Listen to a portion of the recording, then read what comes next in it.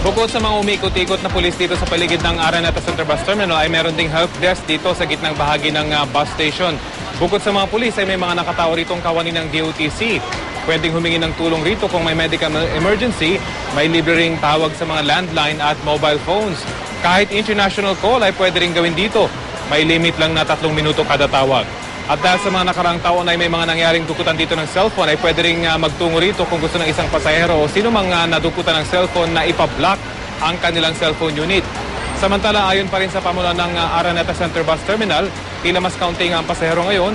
Bukod sa marami na ang nagsiuwi nitong weekend ay posibleng may mga umiwas na rito dahil sa mga lumabas na balitang fully booked na ang lahat ng bus dito. Pero paglilinaw ng bus station ay marami pang bakante ang mga bus na bumibiyahe dito, lalo na ng non-aircon units tulad ng ating mga nababanggit na mga nakaraan na ating pagtungo rito. Samantala, paalala po muli sa mga kapuso nating motorista ay suspendido na po ang number coding simula ngayong araw sa buong Metro Manila, maliban na lang sa lungsod ng Makati. Ayon sa MMDA, walang number coding mula ngayon hanggang Lunes, unang araw ng Abril, kasama na po dyan ang lungsod ng Las Piñas. Sa lungsod naman ng Makati, suspendido ang number coding scheme simula bukas, Huwebes Santo, hanggang sa Biyernes Santo.